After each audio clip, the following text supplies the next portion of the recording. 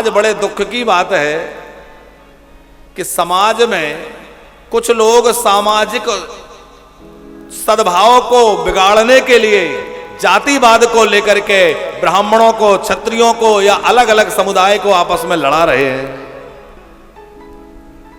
कुछ तथाकथित लोग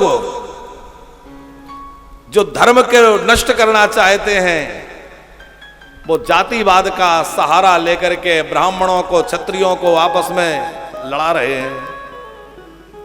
हमारे चतुर्थ वर्ण को भड़का रहे हैं कि अरे ये ब्राह्मणों ने तुम्हें बहुत नीचा दिखलाया है, तुम्हारे प्रति बहुत इनके मन में घृणा है, जबकि ऐसा बिल्कुल भी नहीं रहा। हमारा सनातन धर्म कभी किसी से घृणा करना नहीं सिखाता। आप बतलाइए, जो बैठे हैं उनसे भी और जो चैनल पर सुन रहे हैं उन पर भी हम पूछना चाहते हैं, आज के परिवेश में आपको किसी मंदिर में किसी से जाति पूछी जाती है? आप किस जाति के हैं? किसी विद्यालय में, गुरुकुल में आपसे जाति नहीं पूछी जा रही है। हां, सरकारें जाति पूछे वो सरकार जाने, लेकिन किसी देव स्थान में, किसी धार्मिक अनुष्ठान में, आप भागवत में इतने लोग बैठे हैं, नित्य हजारों लोग, सैकड़ों लोग प्रसाद पाते हैं, कभी किसी से जाति पूछी कि आप किस जाति के हैं?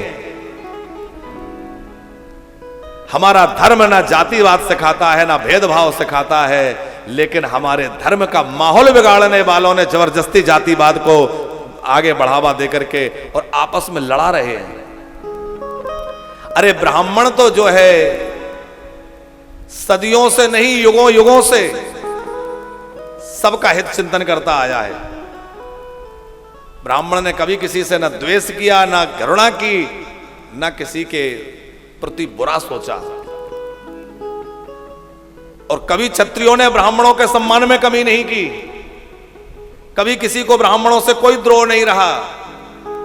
लेकिन वर्तमान काल में कुछ लोग अपने राजनीतिक लाभ के लिए, कुछ व्यक्तिगत स्वार्थ के लिए, अभी मध्य प्रदेश की एक घटना है, बहुत बड़ा विद्रोह चल रहा है। सोडानी जी शायद आपके जानकारी में होगी,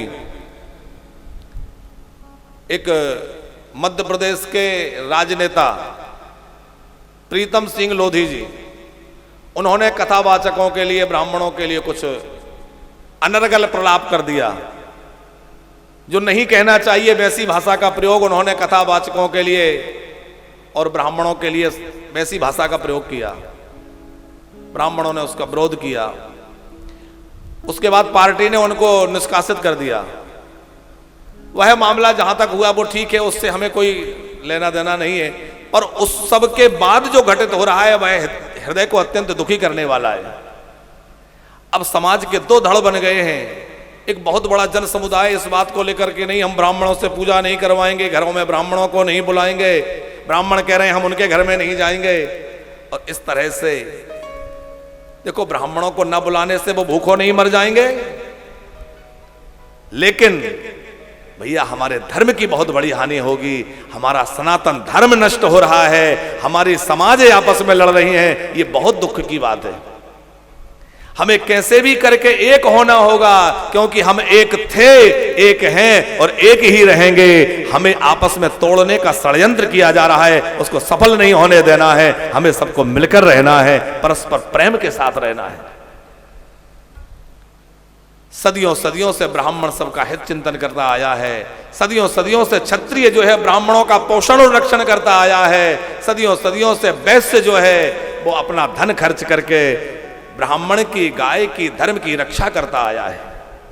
चतुर्थ वर्ण सबकी सेवा करता हुआ, सबका सहयोग करता हुआ आया है, और हमने उनको कभी अलग नहीं माना। वो हमारे अभिन्न अंग है। कभी हमारे धर्म स्थलों में, हमारे आयोजनों में, हमारे कथाओं में उनसे कोई जाति नहीं पूछी जाती और उनसे कोई द्वेष नहीं है। इसलिए हम व्यासपीठ के माध्यम से प्रार्थना करना चाहते हैं, आपसी इस बैर को मत बढ़ाइए, इस बैर को भुलाइए और आपस में सबको गले लगाइए। हमारे सब अपने हैं, क्योंकि किसी की भी हानि हुई तो हमारे सनातन धर्म की हानि हो रही है।